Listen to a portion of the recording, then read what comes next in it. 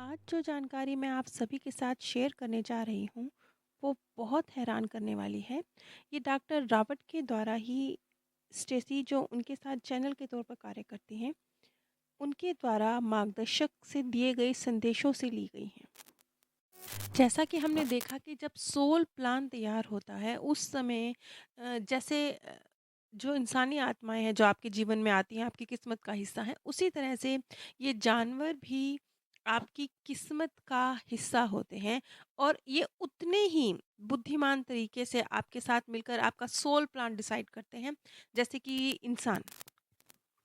अब इस पर डॉक्टर रॉबर्ट का सवाल था कि अगर ऐसा है, तो ये पृथ्वी पर जानवर के रूप में आना या कम बुद्धिमान जीव के रूप में आना क्यों चुनते हैं? इस पर मार्गदर्शक का जवाब था कि आपने जिन जानवरों को बोलते हुए सुना है, यानी सोल प्लान में उनका हिस्सा बनते हुए सुना है, ये जानवर उच्च बुद्धि रखने वाले जानवर हैं। लेकिन ये जैसे मनुष्य भावनात्मक गहराइयों में फंसा हुआ है और एक विकास के चक्र में फंसा हुआ है, ये इस तरह की जो आत्माएँ हैं, जो अधीन मानव आत्माएँ हैं, उनसे अलग हैं। ये अपने आप को उन भावनात्मक गहराइयों में नहीं फँसाना चाहते। जैसा कि मैंने पिछली कड़ी में ज़िक्र किया था कि किस तरीके से जो पशु के रूप में जन्म लेने वाली आत्माएँ होती हैं, ये बहुत अलग-अलग कैटेगरी में आती हैं। लेकिन इतने सारे जो पशु आत्माओं के रूप में आत्माएँ आती हैं, उनमें से जो 5% हैं, वो मुश्किल से मतलब 100 में से 5% खुद चुनती हैं अपने लिए पशु का रूप। 100 में से सिर्फ़ 5%। और उस 5% में से भी मुश्किल से 2 या 3% हद से हद होती हैं, जो अ, मानवों के साथ एक किसी रिश्ते में बंध कर इस जीवन चक्र में आती हैं। यानी जिन्हें आप अपना पेट कह रहे हैं, आपके पालतू कुत्ते या बिल्लियाँ, ये उन 2% आत्माओं पशु आत्माओं में आती हैं, जो अपनी मर्ज़ी से ना सिर्फ़ पशु जीवन चुनती हैं, बल्कि आपके साथ जीवन में आना डिसाइड करती हैं। ये अगर 100% पशु के रूप में आत्माएँ जन्म ले रही हैं, तो उसमें से मुश्किल से 2% है। जैसे मृत्यु के बाद मनुष्यों के लिए एक सभा होती है जहाँ उनके जीवन का मूल्यांकन होता है, इसी तरह की एक सभा जब एक जानवर की मृत्यु होती है उसके लिए भी होती है, लेकिन ये उससे बहुत अलग होती है। बहुत अलग मीन्स एक तो ये बहुत छोटी होती है, बहुत बहुत छोटी समीक्षा होती है। दूसरा जैसे कि मनुष्य हैं, मनुष्यों में अगर जलन है, गुस्सा है, कोई फीलिंग है, तो वो बहुत लंबा चलती है। चलती ही रहती है, यहाँ तक कि कई बार नेक्स्ट बर्थ तक भी फॉरवर्ड हो जाती है। जानवरों के साथ ऐसा नहीं होता। उनकी जो अगर अ, जलन या गुस्सा जानवरों में आता भी है, तो जो उनका होता है ये बहुत टेम्परेरी होता है, बहुत शॉर्ट पीरियड के लिए होता है, वहीं का वहीं खत्म हो जाता है। इसीलिए इतना उलझा हुआ नहीं होता उनका जीवन समीक्षा, इसलिए मृत्यु के बाद उनकी जीवन की भी समीक्षा होती है, लेकिन वो बहुत छोटी होती है, बहुत हल्की होती है और बहुत जल्दी, बहुत छोटे में खत्म हो जाती है और बहुत जल्दी फिर उसके बाद का तो ज़्यादातर वक़्त होता है वो जो जानवर आत्माएँ हैं, वो खेलते हुए बिताती हैं। और जहाँ तक सोल वर्ल्ड में या धरती पर भी सीखने का सवाल है, तो ये पशु आत्माएँ इंसानों की तरह नहीं सीखती हैं। इनका जो सीखने का तरीका होता है बेहद सरल होता है। इनका कोई आकाशीय रिकॉर्ड, कोई पुस्तकालय ऐसा स्थान भी नहीं होता। ये कोई जैसे जैसे हम अब इस धरती पर हैं, हमें बड़े-बड़े जो गुरु होते हैं, हमें सिखाने की, सीखने की आवश्यकता होती है। हम महान जो गुरु सुकरात हुए हैं, चाणक्य हुए हैं, बड़े-बड़े गुरुओं से हम सीखते हैं। इनके साथ ऐसा नहीं होता क्योंकि इनकी एक तो जर्नी बहुत छोटी होती है, दूसरा ये कोई महान व्यक्तित्व से नहीं सीख रहे हैं। ये अपनी इस जीवन वाली जर्नी के खत्म होने के बाद बहुत सामान्य से आपसी बातचीत से सीख रहे हैं। अब आप समझ रहे हैं ना कि कितना हल्का है सब कुछ।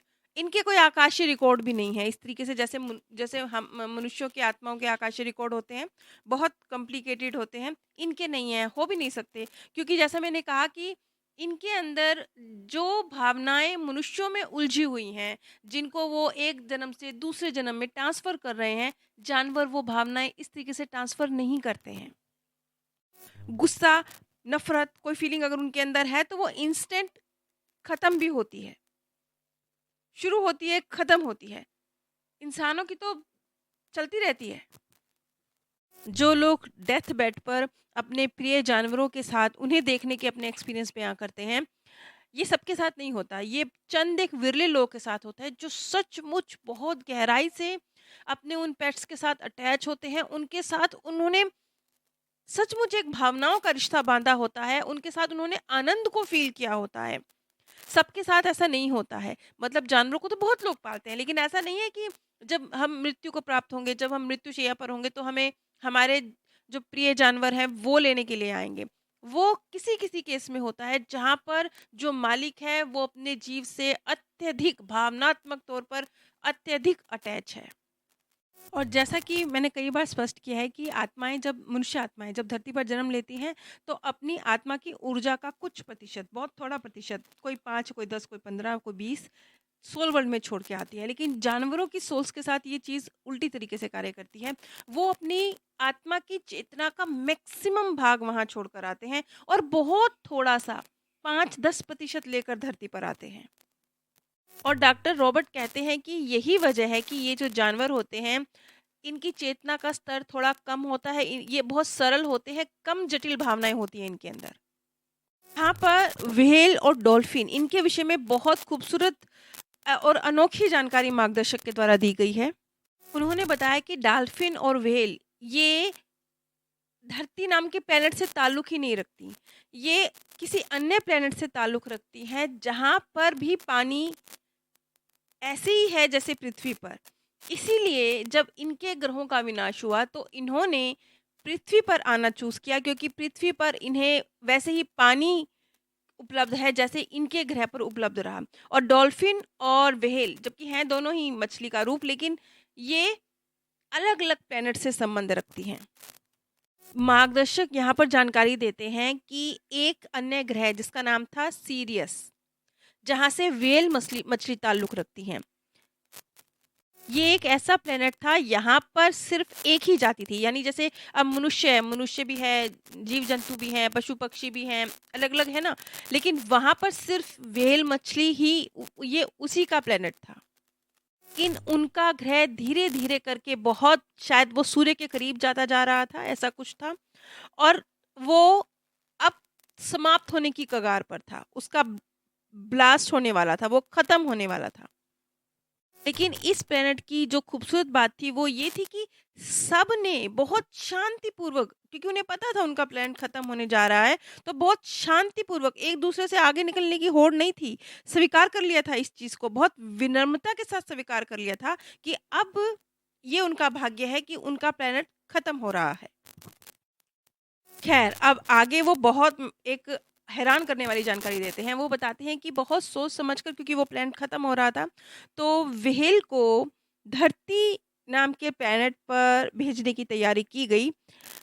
और आज की तारीख में ऐसी बहुत सारी आत्माएँ जो मानव रूप में हैं, वो कभी उस प्लैनेट पे व्हेल के रूप में हुआ करती थीं और अपना जो उनका कई जन्मों का चक्र रहा होगा, उसके बाद उन्होंने मानव रूप में जन्म लिया है। और आज भी जो उनका कार्य है वो व्हेल मछली के आसपास ही होता है। वो उन्हीं के क्षेत्र में काम करते हैं और उन्हीं के लिए काम करते हैं।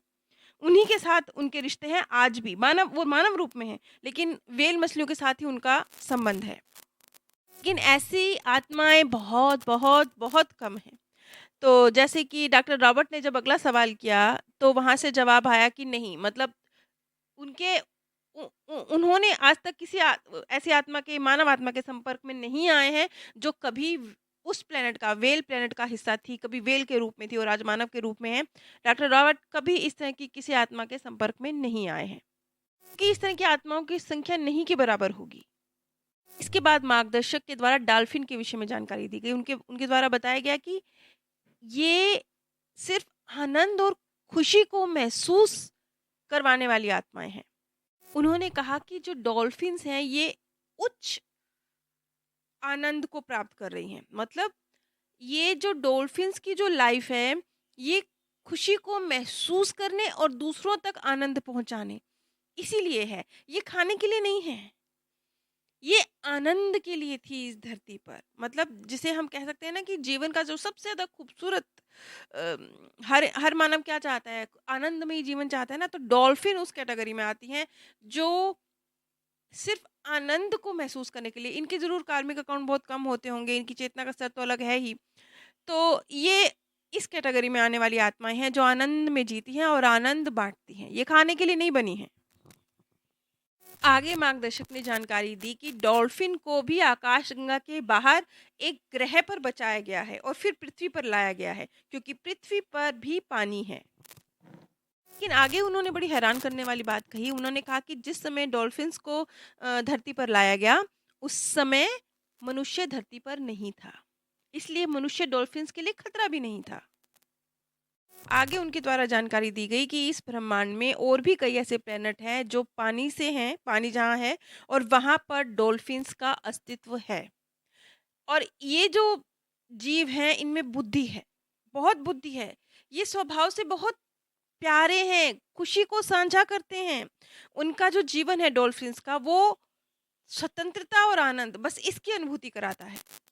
मार्गदर्शक द्वारा ये भी जानकारी दी गई कि जैसे पृथ्वी पर पक्षियों को और जानवरों को पालतू बनाया जाता है, ऐसे बहुत सारे प्लेनेट हैं जहाँ पर ये कार्य नहीं किया जाता है, जहाँ पर जीव जंतुओं को पालतू नहीं बनाया जाता है, ये मानसिकता ही नहीं है। और जैसा कि हम लोग जानते हैं कि सोल संधि होती है, जैसे कि कोई आत्मा है, उसके अभी लाइफ लेसन उसके अचीव करने बाकी हैं, और कोई अन्य व्यक्ति है जिसके लाइफ लेसन अचीव हो चुके हैं, लेकिन अभी उसकी सांसें बची हैं, अभी उसकी ज़िंदगी बची है। तो एक सोल संधि होती है, और जो अन्य सोल है अवचेतन रूप से, वो अपनी ज़िंदगी का जो बचे हुए साल हैं वो उस आत्मा को दे देती है जो अपना लाइफ लेसन अभी अचीव नहीं कर पाई है।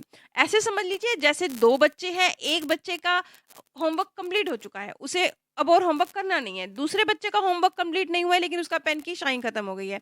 तो जो पहला बच्चा है, क्योंकि उसका होमवर्क कंप्लीट हो गया है, तो वो अपना पेन दूसरे बच्चे को दे देता है।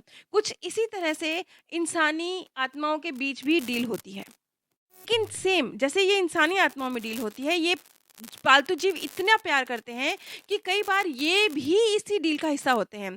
मतलब मान लीजिए आप कोई बहुत पालतू जानवरों का आपका घर में कोई जीव है, आपके किसी परिवार के सदस्य की मृत्यु होने वाली है, उसके लाइफ लेसन अभी बाकी बचे हैं। मतलब सीखने को भी बाकी काम बाकी बाकी है, लाइफ लेसन बाकी हैं, अचीव करने की क्षमता भी उसमें है, लेकिन सांसें पूरी हो गई हैं। ऐसी स्थिति में जो ये जानवर आत्माएँ जो आपके पेट होते हैं, इनकी मृत्यु हो जाती है। ये अपने बचे हुए साल जो भी 2, 3, 4, 5 साल जो भी, क्योंकि इनकी ज़िंदगी तो वैसे भी छोटी होती है। तो जो भी इनके हिस्से के साल होते हैं, इनकी मृत्यु हो जाती है, और ये अपने बचे हुए साल अपने मालिक को, जिससे ये प्रेम करते हैं, उसे देकर चले जाते हैं, ताकि वो अपना जर्नी, लाइफ लेसन जो अचीव करने हैं, जिसकी जो अब वो कर नहीं सकता क्योंकि साँसें खत्म होने के वक़्त आ गया है, वो दे देते हैं। यहाँ तक भी ये मतलब ये जो संधि है, ये सिर्फ़ मानव आत्माओं में नहीं होती, क्योंकि अगर आपने जीवात्मा जगत के नियम ये बुक पढ़ी है, जिसमें बहुत क्लियरली इस चीज़ का ज़िक्र किया गया है खुर्शीद भावनगरी द्वारा कि किस तरीके से ये सोल संधि होती है। इसी तरह की सोल संधि सिर्फ़ मनुष्यों में नहीं, जानवर और इंसान के बीच में भी होती है। यानी यदि किसी के मालिक की मृत्यु आई है, लेकिन लाइफ़ लेसन अधूरे हैं, तो पेट की मृत्यु हो जाती है और उसके बचे हुए साल उसको मिल जाते हैं। खैर, मार्गदर्शक द्वारा तो एक बेहद हैरत अंगेज बात भी बोली गई जो बहुत अनोखी है और बहुत एक नई जानकारी है मेरे लिए भी, कि कई बार कोई बीमारी यदि मालिक को होती है, तो इनका प्यार अपने मालिक के प्रति इतना अनकंडीशनल होता है पालतू जानवरों का, कि कई-कई केस में ये अपने मालिक, यदि किसी दर्द से बीमारी है, कोई दर्द है, कोई अनकंडीशनल लव इतना होता है इन प्यारे जीवों का अपने मालिक के साथ, कि ये उसकी बीमारी का, उसके दर्द का भी कुछ हिस्सा अपने हिस्से में ले लेते हैं, और उस तक हीलिंग, यानी मालिक तक हीलिंग पहुँच जाती है। अब अ, आयु देकर जाना, ये तो समझ में आ रहा था कि किस तरीके से लाइफ लेसन किसी के अधूरे हैं, तो समझ में आता है। लेकिन यहाँ पर एक इतना गहरा अनकंडीशनल लव प्रदर्शित करते हैं जीव की, कभी-कभी आपकी बीमारियाँ, आपके दर्द का भी कुछ हिस्सा ये बर्दाश्त कर सकते हैं और आप तक हीलिंग पहुँचा सकते हैं। ये बहुत-बहुत बड़ी बात है। आप सभी पर परमात्म सौंदर्य, प्रेम और आनंद सदैव बरसता रहे। आप सभी दिव्य परम धाम में स्थान प्राप्त करें। आज जो जानकारी मैं आप सभी के साथ शेयर करने जा रही हूँ,